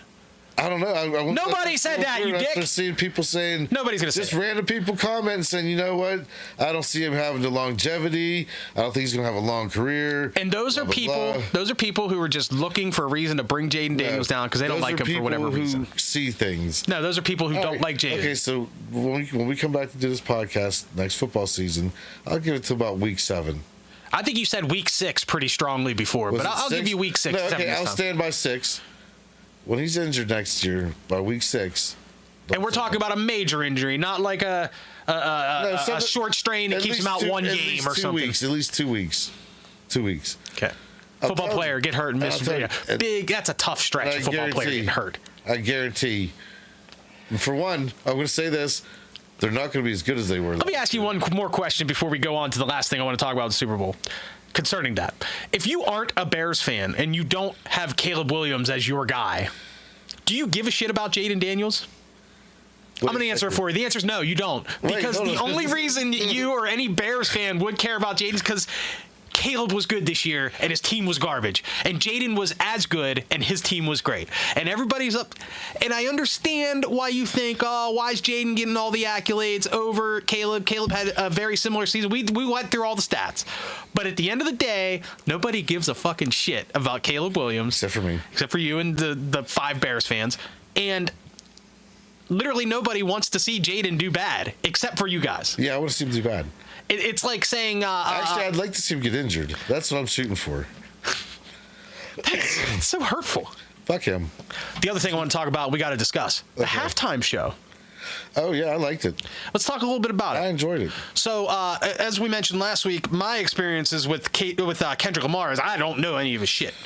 Now, leading up to the Super Bowl, the day before the Super Bowl, I did take a few, I went on Spotify and I listened to a couple songs. I checked them out, I'm not the biggest fan of rap. I like 90s rap. Yeah. There's not a whole lot of newer stuff that I'm into. I'm just not into it. But I also don't take the time to really sit down and listen to a bunch either. I don't listen to music the way that I used to. I used to be a voracious music listener. Yeah. Now I've just played the hits and I'm good, But I listened to 3 songs. Okay, I thought it was good. What's the diss song? Not Like Us? Is that what it's called? That song's actually really good. That is a decent tune, and the lyrics are out of this world. First off, see, told you. Yeah, no, it's great. I 100% believed you. I knew he was going to be great, but I just... First off, the show could have been a complete disaster, but it had Samuel Jackson, so right there, it's already a win-win. The Sam Jackson thing was cool. I liked it. And once I learned later, the day after I went on YouTube and people broke it down and the whole... Yeah. I thought it was very cool and interesting. The biggest thing I had with the show... Audio. The audio was not great live, but it's good on the rebroadcast. If you go on YouTube and watch it, they fixed it. So they did the same thing a couple years ago with The Weeknd. Do you remember when The Weeknd did the halftime show 3 or 4 years ago? I don't really... I thought it was great because I like The Weeknd. I think he's a really great singer, and I like a lot of his songs. And he did similar to what this one was. Instead of it being having the look of a live performance, Like, is a band on stage playing, or just a singer singing into a mic on stage with dancers. This felt more like a music video. The way it was shot, the way everybody moved, the way the camera followed Kendrick the whole time, the way that all the choreography was. I liked it. I thought it was great. Don't get me wrong. I liked it too. Like I said, I'm not really into his music, but it wasn't unbearable to me because I do like rap music. And whereas like my dad watched it, I was watching it with my dad. My dad's like, fucking music is garbage. Yeah, I'm like, well, I understand how you don't like rap. But here's the thing. Well, what the fuck do you want? Like our parents, let's think about it. If they're bitching about the Super Bowl, what the fuck do you want? They had 20 years of their bands. Ozzy Osbourne's 80 years old. Right. Their bands are all He's old. on They like can't do it anymore. Shit. Right. Elton John don't do shit. And then we're like, what the fuck do you want? I agree. Do you want to see some geriatric up there? I agree. And then you got these other people crying every year. I mean, I think the last country singer was years ago, and it was Shania Twain years ago. But all these fucking country fags, they're all they're doing. You need to get some country music. Country music. Yeah, let's get the guy who talks about fucking his cousin. Like, who cares? Like, who? I don't have anything against country music either. I'm not a fan of it at the most part. I liked it back in the 90s when I was a kid. But here's the thing with country music. It all sounds the same. It sucks. Yeah. There's no good country artists out there who are newer. Now, if they give the halftime show to, like, Garth Brooks, that's going to be a good fucking show. Dude, listen, I don't care. Because the dude puts on a great live performance. And he's well known, and he's old, and it's okay. But, like, I don't care what anybody says. Everybody's like, oh, Luke Bryan, he's greatest country, or Jason Aldean, or there is that Brad Paisley, he's a real good guitar player. I like him. You know what I mean? Amazing guitar player. But I don't care. I don't know any of their fucking songs. And the majority of America doesn't know any of their fucking songs. Now, you could say that about Kendrick, okay? Majority of America who's watching the Super Bowl probably doesn't know who Kendrick Lamar's music is either, but he's relevant to now, and that's the thing. Exactly. So this comes back to the conversation we had last week when we were talking about this. We kind of feel like most of our groups and singers kind of got the shaft. Yeah. Did you look at the list of every single halftime show? Yeah, I sent you that list. Was it you that sent it to me? Yeah. There was a lot more people from our time that have played it than I realized. Yeah, I just don't think of them as people from our time. Prince is a little older than us, but yeah, I would consider him our time because we were kids when he broke up. Yeah, right. I was born in 83, and he really blew up around that time, but he stayed pretty relevant into the 90s. That's what I mean. He's like on that lower. I would say the same with Michael Jackson. Who wants to see the Rolling Stones? Right. The Stones are great. Don't get me wrong. I've seen them live in concert twice. They were fantastic, but I don't need to see them at the Super Bowl. Keith right. Richards, is he even alive? Like, how's he still alive? He's still alive, yeah. He's 6,000 years old. His second cousin was a brontosaurus. All I'm saying, though, is, like, I understand, and you got to remember, too, like we discussed, that whole Janet Jackson nipple thing had a lot to do with that, because it was like the year after that when fucking the Stones, and you started seeing Tom Petty and Springsteen and those guys, because they were playing it safe. Bruce Springsteen's trash. Trash. I'm sorry. I used to like his songs, but I think a lot of it's just too overplayed. You know what I mean? I never liked this. I'm okay with Bruce. I used to be okay with it. Now I just don't like him anymore. I just don't like him anymore. Dude, I think his music is overplayed. Never liked him. Played out trash. But like we were looking at some of that list, and like there have been some groups and singers from our time, but it just was people that I didn't like. So, for instance, like J-Lo and Shakira, that's from our time. We were in high school when they became big. Yeah. Okay, that was a big show. I actually liked that show, but I liked the visual. I didn't really care for the music. I just thought Shakira. From our time too. Beyonce, 100%. She's the same age as us. You know, she was just out of high school singing with Destiny's Child when we were in high school. I mean, so that's a big one. She's a huge artist. I don't like Beyonce, but she's a great singer, and she puts on. You can even argue Shania Twain, the country singer, was. She's our age, dude. We were in like middle and high school when she released her biggest records. When Up came out, it was like 97 or something like that. That's right in my wheelhouse. What do they want to see? They want to see fucking country, or they want to see a rock band. And like, hey, I love rock. Rock's my favorite. Metal. There's no fucking metal or rock bands anymore that aren't 20 years old. Or 60, 70 years old. Well, I mean, the band is 20 years old. Now, you going to put fucking Limp Bizkit up there? Is that what people want? Now, a mutual friend of ours is a big metalhead, and he posted all this shit on your comments. Yeah. Our friend Mike, and I love Mike to death. Don't get me wrong. I do too. But he is 100% wrong, dude. Like, who the fuck wants to see Gojira play halftime? I mean, I would like that. That'd be cool. It's never going to happen because they're not a commercial group. They're not commercially successful. They're not going to bring in viewers. That's what it comes down to. The NFL, just like every sport, just like any TV program. Kendrick, they watched because they knew he was going to troll Drake. And what's hilarious, they knew he was going to, and he probably told the people running the show, "Hey, this is what I'm doing. I'm playing Not Like Us. I'm gonna make the A minor line. We're gonna tease it," because he teased the song during the thing, which was dope. He even said, he's like, "Oh, I know what y'all want to hear," and they played it. The whole crowd's like, "Oh," and then he cuts back into another one. Yeah, that was cool. Come on. That was cool. I like that. See, but the other people, they don't understand. They don't understand it, right? It took me having a conversation with you and taking an hour of my day to learn about the situation. He's different. To appreciate it. I've always appreciated Kendrick because I've known for 10 years that he's been one of these, I'm trying to compare him to somebody else from our time. You can't. He sort of has that, Tribe Called Quest or Wu-Tang thing where it's it's underground but popular at the same time, and everything he sings has meaning to it. Does that make sense? When I think of Wu-Tang, that's the style Wu-Tang, I think of. They were just great MCs. They really, sometimes they'd have a meaningful song, but a lot of the shit they did was they were just popping. But what I'm saying, as popular as they were never the biggest, most popular. I don't know. Wu-Tang got real fucking big. Yeah, but they were also big when fucking Dre and Snoop and MC Hammer and shit like that. 93 when they came, because their first album came out in 93, and that's the year Snoop dropped Doggy Style, which was one of the greatest records of all time. Probably, one. Unbelievable rap record. And then after that, you can't compare. And that's what kind of pissed me. And a Dogfather after that. Ridiculous. But the thing is, people are they get mad at Snoop. They're he hasn't put out a good album. No, he's put out good albums. It's just not as good as Doggy Style. When you put out an album like that, dude, you can't compare any other of his albums to that. It's not just Snoop. It's everyone. Artist. Yeah. Every artist. Everybody talks about, Red Hot Chili Peppers, for example. Really great band. Blood Sugar's an excellent album, right? It's their best one. Californication comes out. Great album. That. Not quite as good. I liked it, though. Oh, it's great. I saw them on the Californication tour, and they were amazing. But this is crazy, But I'm just using that as an example. You can't compare, Snoop was so good. His first album was so fucking good. It's Snoop was... It's cemented in the Hip-Hop Hall of Fame. He was groundbreaking because nobody was a smooth rapper like him before that. Remember all the big rappers before that were mostly yelling and screaming? Well, no, because you had Too Short from Oakland. He was smooth. He talked a lot about pussy and pimping and shit. Yeah, so he wasn't radio friendly. No, he definitely was not radio friendly. Snoop, they were able to edit his shit. I don't even know if you could censor a Too Short song and put it on the radio. I don't know. But to get back to the point with the halftime show, there have been more group singers, bands, whatever, from our time that have been on there. It's just the people we didn't like. Even Maroon 5 is a good example. I fucking hate those guys. That Adam Levine, he's a good guitar player. He's a really good guitar player and stuff, and I respect that about him. But their band, I don't like his music. He was kind of funny on Saturday Night Live. But they were really big. Really? I didn't see him on Saturday Night Live. Yeah, he did. Here, we mentioned Prince earlier. You need to look this up. Some years back, Howard Stern threw himself a big birthday party. It was like Howard Stern's 60th birthday or whatever. Okay. And he had a bunch of artists come and play it.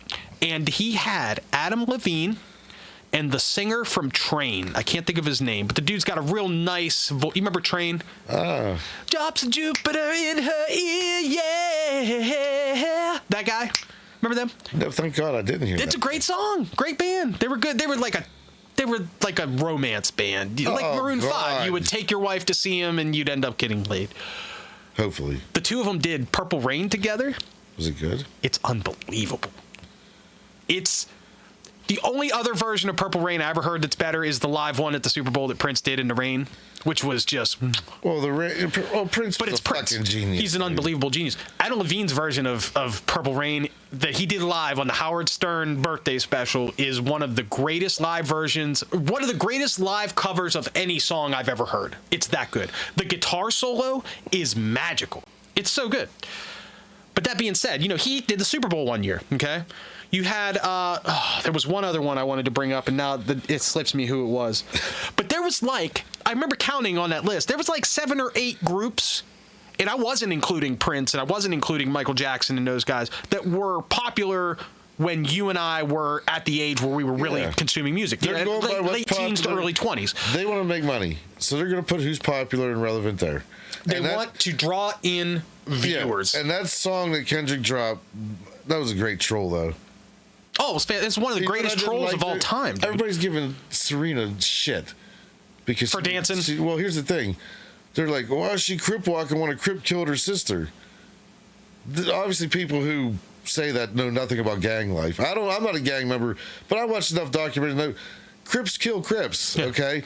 And they kill anybody that gets in their way. That's how gangs work, yeah. They grew up in a blue area. So what do you think she's going to learn? Thanks, Jen. She's going to learn how to crip walk. She grew up in a blue area, a blue neighborhood.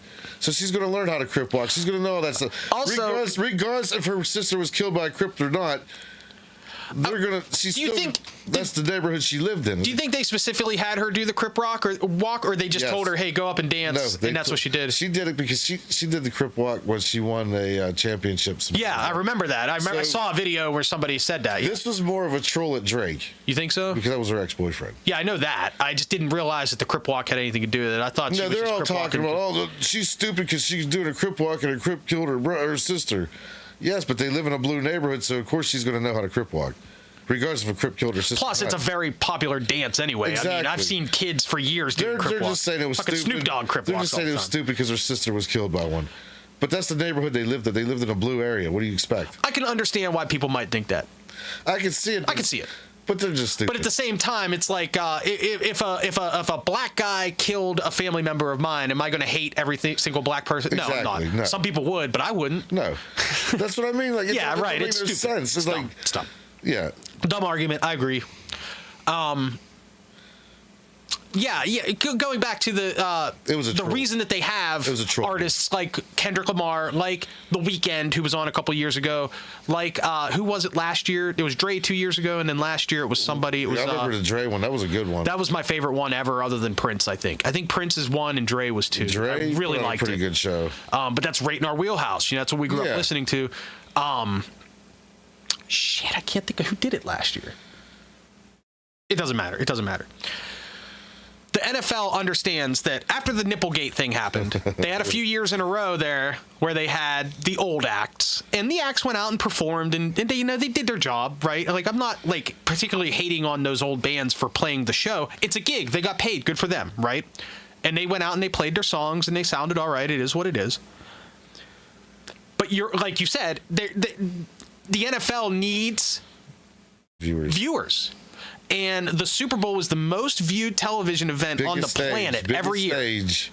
So you got to figure out whoever, I don't know who in the NFL is in charge of doing that, but they got to figure out, hey, we need to bring viewers, people who don't watch football watch this game. We have to entertain them with something.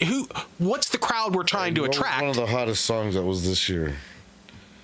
The biggest songs of the year? One of the hottest songs was that Kendrick Lamar song. I know that. I mean, so why not throw him on a big stage? That's what I'm. Yeah, you're right. 100%. He won all those Grammys, and I'm glad he trolled Drake like that. He won all those Grammys literally the week before that. You know Drake's not going to recover from this. Drake's in trouble. Suing them. Yeah, he's been suing them for a while now, right? Over that. Yes. And what's he saying? It was like slander or libel or whatever. He's the first rapper to sue somebody over a diss track. I will say this: everybody I've talked to who follows the situation more than I do says that Drake definitely did some bad things with kids. Like when he was on that TV show. Well, I know he liked him a little bit young. But it doesn't matter if he liked one girl when she was young and he hooked up with her, dude. That's against the law. George C says they can't find bands that can cover Zeppelin.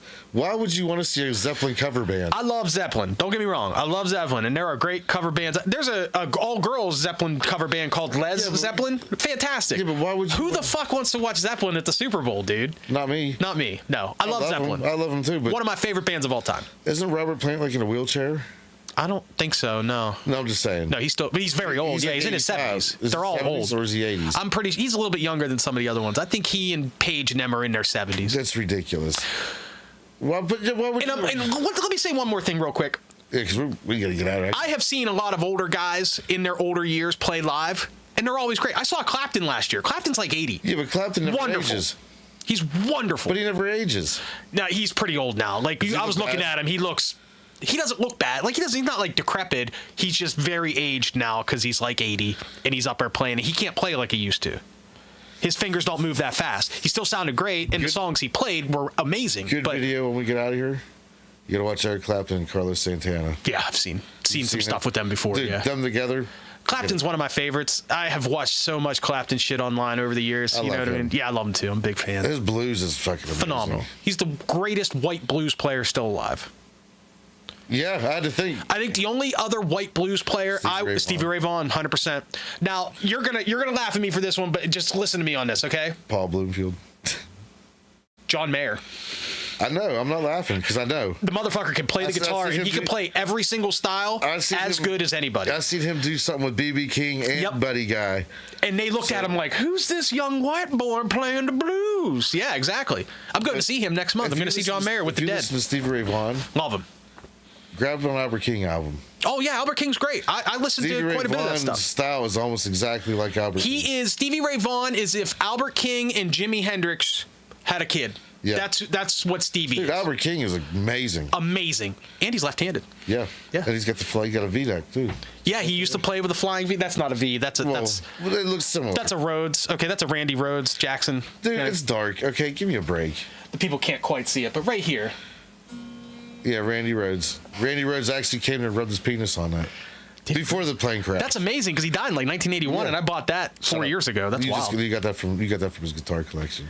It's left-handed. He wasn't left-handed. I know he wasn't. I'm a lefty.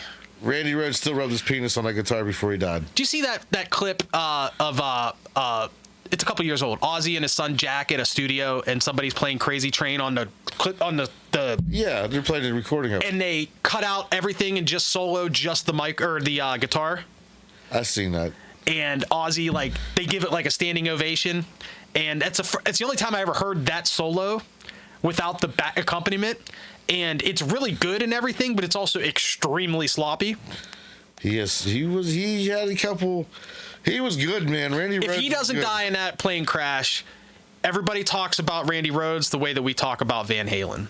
Now, Van Halen was definitely more clean. He was cleaner. He was a cleaner. He's a better player, I think. He's definitely a better player, in my opinion.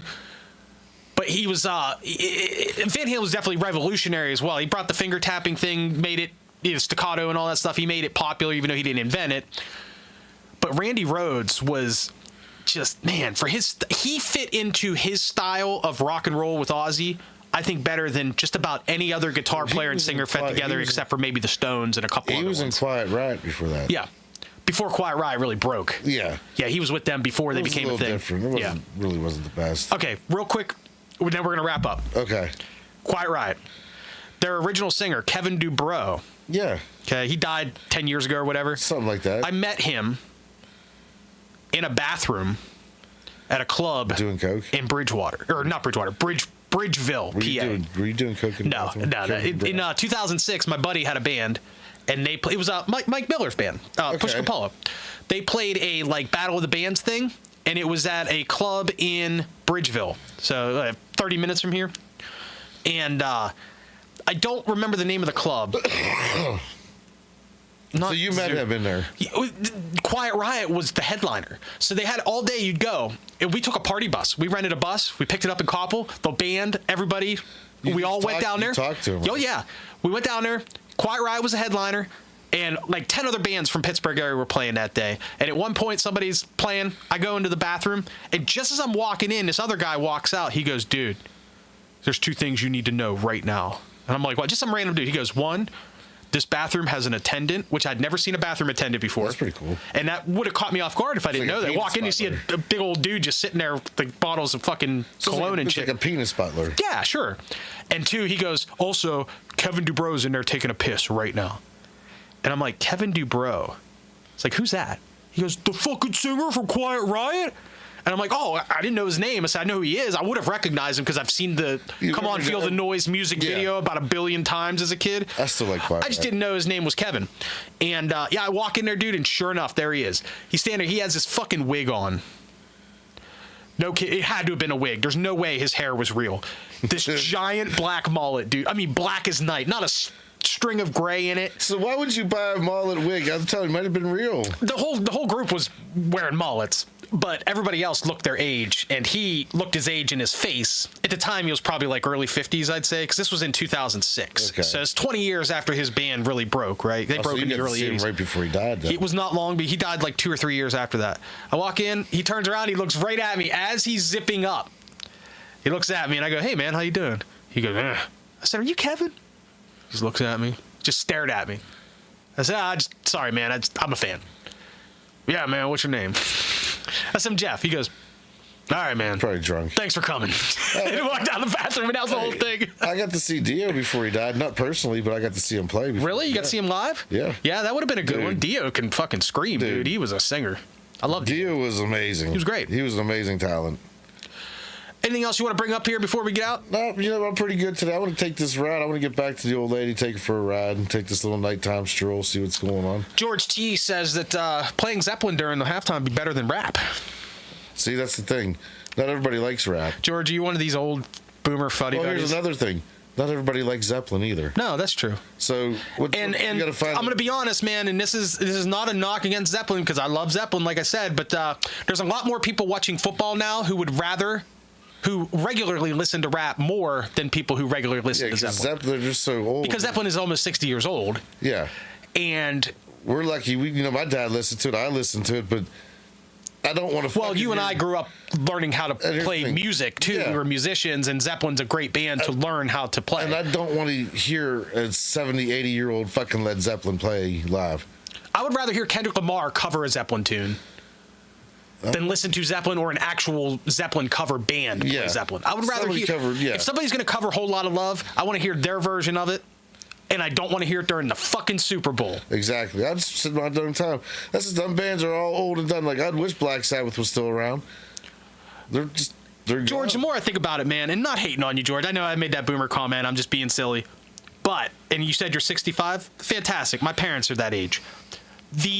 My dad's older than that. Whenever you put a band on a huge stage like Ed or Singer or whatever on a giant stage, they're going to want to play their music. And the NFL or whoever runs these shows are going to want them to play the songs that got that person famous. And that's what's going to bring it. You're not going to, let's say they put up a rock band next year, somebody who's big and popular, let's say Nickelback, okay? Nickelback, I don't like Nickelback, but they're popular. Let's say somebody like that goes up and plays, and they play this rockin' show. They're going to play their songs. They're not going to cover somebody else. Yeah. So the idea of having a Zeppelin cover band go up there, or any cover band, a Stones cover band or whatever, and play during the halftime is not feasible. It's not and to be honest with you, of the 500 million people that watch the Super Bowl, only a couple of million would actually enjoy that. I wouldn't hate it. I'm just telling you it's not feasible. Well, no, but like they said, they wanted to get all them viewers in. Half these people don't even know who the fucking Led Zeppelin is anymore. I would like to see some viewership numbers from those few Super Bowls in the mid 2000s. One of the years after the Janet Jackson thing was that first Steelers win when they beat Seattle, and that was huge ratings, but it wasn't because the Stones played it. It was because it was the fucking Steelers. You know what I mean? The Steelers just get big ratings.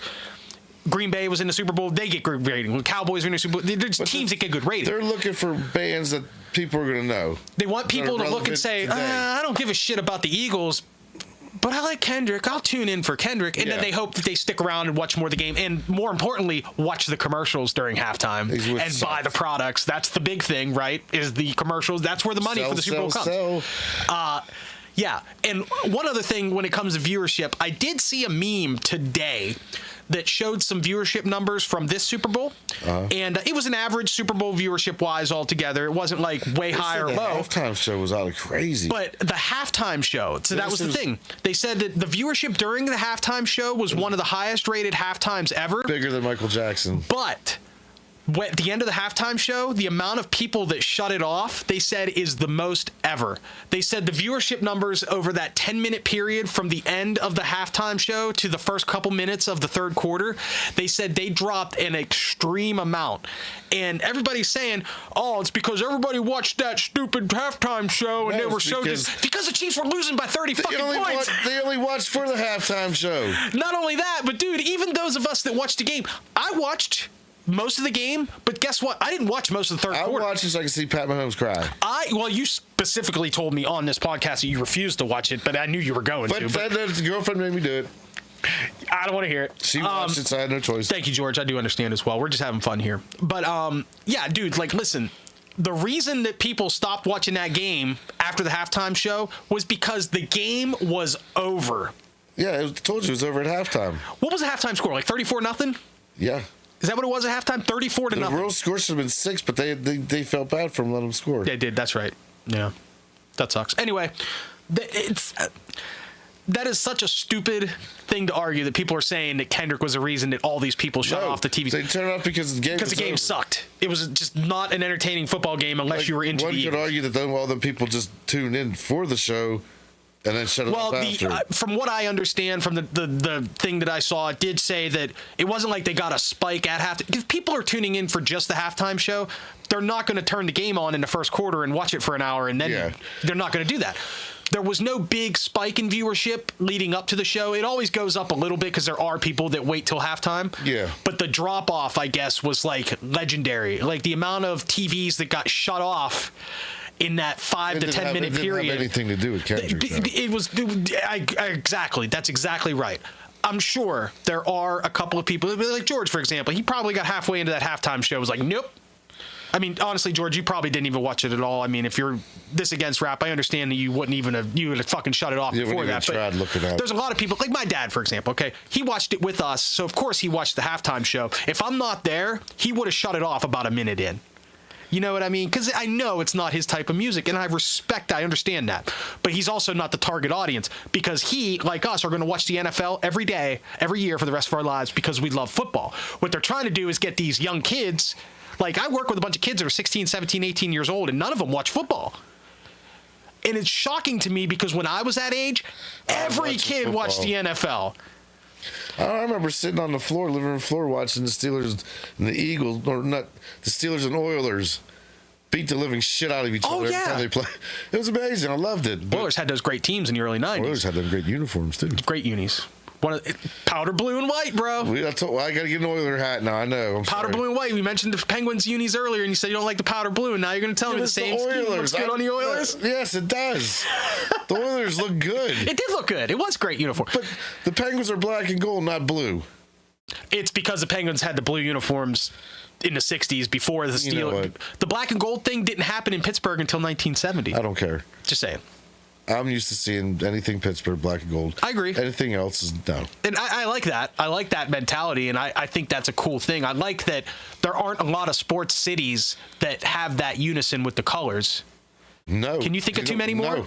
I can't. You think we'll start with Houston. The Texans are blue. Red, white, and blue. Red, white, and blue. Mm-hmm. Then you got the Rockets that are red, black, white for home, whatever. I do like the Rockets color scheme.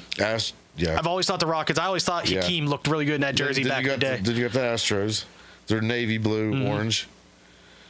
So yeah, they really don't. Yeah, that's a good thing for us to look up and discuss some other times. Because we got. Yeah. Well, there's 100 teams in New York, and they all have different colors. I mean, the Mets are blue and orange, and then the Yankees are blue and white, and the Mets are blue and orange. So are the Knicks. The Knicks are blue. Yeah, and you're orange. right. Yeah, then you got the Rangers who are red, white, and blue. Oh yeah, I forgot about the Rangers. And then the Islanders. Islanders are red, white, and blue. Yeah. Who are we missing? They got a little. Oh well, Giants and Jets, but the Giants are red, white, and blue. Yeah. But they don't technically play in New York. They play in New Jersey. Yeah. Well, Buffalo don't play in Buffalo. They play in Orchard Park. Yeah, which is a suburb of Buffalo. Shut up. It's close enough. It's still the same thing.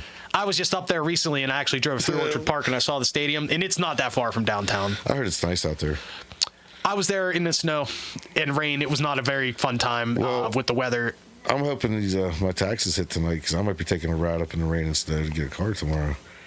Up in Michigan somewhere. Oh, yeah? Yeah. Good for you, man. Congratulations. Hopefully, that works out. Yeah. Hopefully, I hope. But keep me updated. I'm going to take this ride. Usually I like to sit around and chat, but me and the girl. I know. You got shit to do. You want to get out of here. I don't blame you. I'm tired, man. I'm ready to go to bed. And then we'll make up another show because I know you're not going to be here. In a couple weeks, I'm going to be out of about a month. I'm going to be out of town. I'm going to Vegas, as I mentioned. But what we're going to do, we're here this Friday coming up, right? This Friday. Regular time. Ryan says he's going to be here. Says he's going to be here. Cool. We'll set him up a mic. So Ryan says he will be here. And Ryan will be more than happy to hang out and talk with us and fact check us, hopefully. And, if he likes it and has a fun time, we'll start having him on all the shows. Yes. You know what I mean? Well, as long as his girlfriend allows it. Hey, man, I've been married for 18 years, man. I understand how it feels. Now, obviously, he's not married, but see, you got to give up a little bit. See, I got to drive all the way back home. You get to go right upstairs and just like, whoop. Well, if you would host these fucking podcasts and do all the work involved to host all the shit. Look, my house is if you would set up the lights and 3 mics and 2 cameras and a mixer and a computer with 2 monitors and all this other shit and the boom button that isn't working. My house is not done yet. doesn't matter, dude. I'm not moving all this shit to your place. I was gonna say we could do it in the bathroom. I mean, I do have, like, we could do, I mean, to be honest with you, to do the Facebook, or excuse me, the YouTube Live thing, like, all you need is your phone. Like, I could take my iPad to your house, and we could both put on one of my AirPods that have mics built into them, and we could sit and have this conversation, and it would be very simple, and it would work. It wouldn't look as nice, and it wouldn't sound as good, but it would work. We'd be about to try it. Maybe we'll tinker with that one time. Maybe in the summertime when the weather's nice, maybe we'll just, maybe we'll go outside and do one. Or find a location to do one. I actually have a Zoom recorder, which is a professional style recorder that you plug mics and shit into. And it records like an SD card. So for audio, that would actually work well because I could take 2 microphones. And because mics are easy to transport, it's all the fucking shit that's tough. We could find like a location. We could do something somewhere. Yeah, we could figure something out. We got plenty of time to think about like that. a Brush Creek thing or something. But something like that would be fun. Brady's Run, you know. I'm all right with that. I'm always, Possibilities are endless.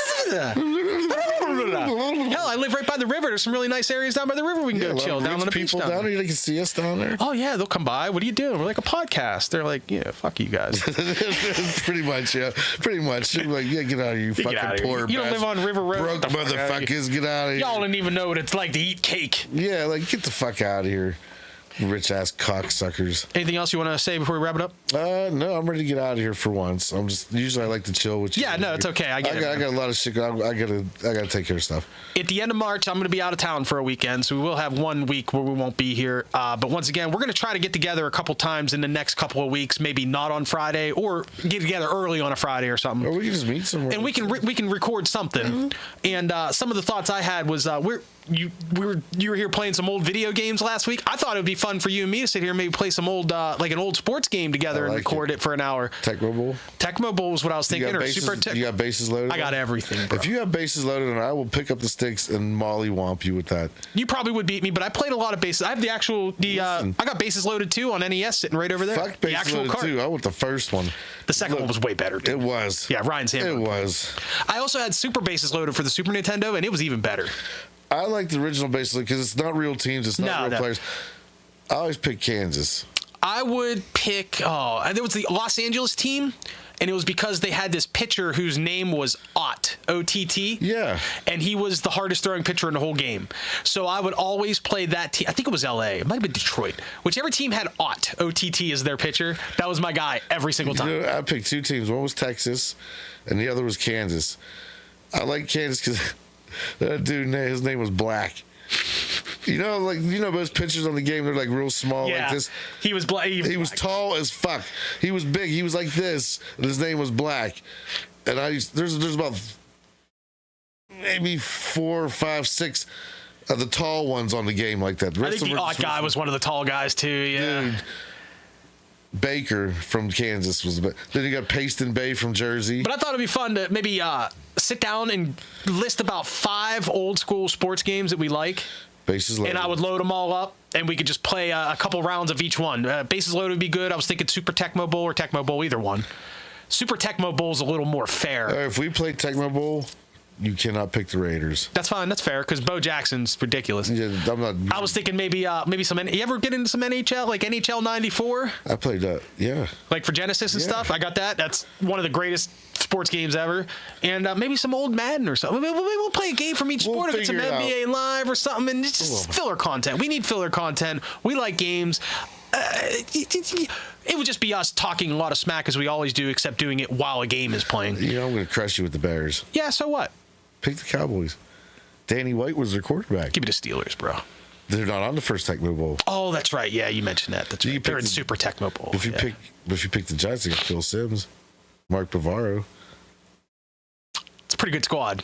Yeah, because that game came out in like '88 or something, so it was when they were the best. Yeah, if I picked the Bears, I got Singletary, Dent. Yeah, right. Jim McMahon. I don't think Peyton was in the game, was he? Yeah, he was. Was he? Yeah. Yeah. Willie Galt. Thanks for coming over tonight, Tim, despite the terrible weather. No problem, you man. You braved the snow. I got to make sure my girlfriend's still awake because that'd be a good idea, Take her for a little... a little snow ride. A little snow ride to Pound Town. No, not Pound Town. Bummer, man. No, we'd have to bring the kids. That's why they're sleeping right now. I was in Pound Town earlier today, so I'm just going to go upstairs and go to sleep now. So I'll just fap one out before you go to bed. I don't need to. I'm good. I'm empty. I'm glad. It's always good to go to bed with an empty ball bag. That's very true. It's good to do almost anything with an empty. It's always good to wake up and empty your ball bag too. Yeah, it's a good way to wake up. Morning is more intense. It is. All right, okay, we got to get out of here. That'll be a subject for next week. Nothing will wake you up like an old busting a nut. Ball juice in your cup. Yep. All right, before it goes further off rails later, y'all. Yep, Thanks. Yep, take it easy. Thanks for joining us, everybody. Sorry we were 2 days late on this one. Like I said, it was kind of short notice. I didn't realize Tim wasn't going to be able to come over until that day, but we did it today, and I had a good time tonight. It was kind of nice doing it on a Sunday. So thanks for stopping by.